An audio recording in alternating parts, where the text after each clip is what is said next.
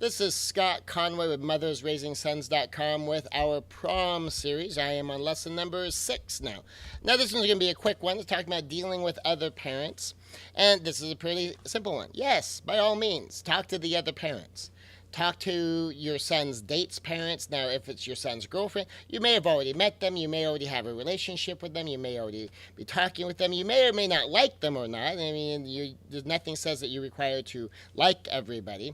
But at least you have each other's contact information. You can contact the parents, and they can contact you as well. And certainly when it comes to a prom date, the parents probably want to be able to keep in touch with one another, so that way you guys can communicate, especially should something happen and, for whatever reason you having trouble getting hold of your son. It would also be good that, assuming his date has a smartphone, that you also have his date's phone number, and then vice versa, that his date's parents also have his cell phone number and yours.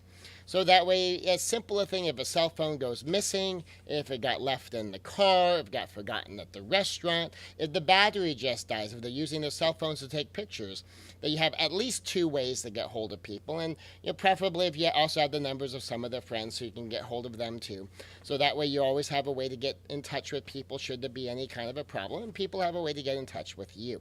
Because, sometimes you can have as simple a thing as, a car dies, there could be a fender bender or some kind of accident, or get, stuck in traffic. Any number of things could happen. You could have a flat tire. Your son doesn't know how to change a flat tire, and his date doesn't know how to change a flat tire, and then he ends up with one. He could end up stuck someplace. And so being able to call multiple people and have multiple people that your son can get hold of, and your son's date can get hold of, and the parents can get hold of either side, is incredibly helpful. The parents connecting so they both know what's going on, and you find out what the deal is from each other. So say if one has a curfew and one doesn't, that the parents can talk about it and maybe even negotiate some things amongst themselves and how you're doing it. Now, since you're trained, of course, here, if they may not have thought it, like, oh, wait, I can have my daughter send texts. I can have your son send me a picture of my daughter. So that way, if I'm really worried about where she is and if she's having a good time and what's going on, that I can get pictures of my daughter, text it to me too. Yeah, I never thought of that. Well, yeah, I guess if I'm getting that instead of, having her home at, 11 o'clock or midnight, okay, yeah, if she's going to want to stay out until 2 o'clock and go out and have dessert with her friends, or if there's an after prom, then, I might give permission for that. And that's something parent to parent is better to negotiate than, of course, having a teenage boy trying to talk to his girlfriend's parents, or having the teenager try to even negotiate directly with her own parents, because, of course, that can come off as the teenager trying to sell it to the parents. But if both of the parents are getting the same thing, and the parents stay in touch with one another, and the parents talk, it's a much easier sell. So by all means, deal with the parents. And if someone is hosting an after prom, if it's not an official school after prom, well then, of course, talk to the parents who are hosting the after prom, kind of find out what their policies are.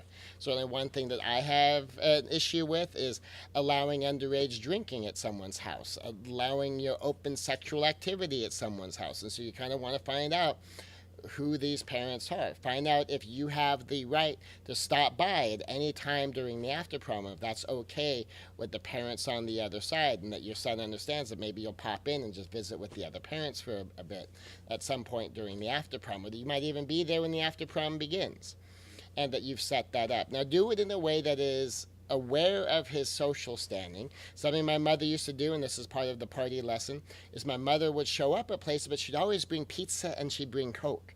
So my friends knew, okay, if my mom pops by, says the mom reason is she's a mom, she needs to check up on things, but she's bringing pizza and Coke. Well, then my friends were kind of hoping my mother was going to show up and check up on me, because she knew that Scott's mom showing up means we get free food, and they were all for the free food. And so there's ways to do it that is more socially aware of where your son's station is. And certainly an after prom can be a pretty high stakes social event for your son. So just be aware of that. But by all means, get contact information for parents. Make sure you have the power to show up, even if it's an official function, so that you have some phone numbers that you can get in touch with official people at the event. So should your son's cell phone die, and maybe his date's cell phone has also died because they've been using it on and off all night, or it's been left somewhere, that you can get hold of some people who are officially going to be there. Maybe the company who's catering or running it so that you have some way to get hold of just some other adults that are going to be around. So that's certainly something well within the rights of parents. Some parents might be perfectly fine having no one's number but their own son, but by all means, getting all the contact information for other adults so that you have other ways to get in touch is perfectly appropriate. Scott Conway, mothersrasingsons.com.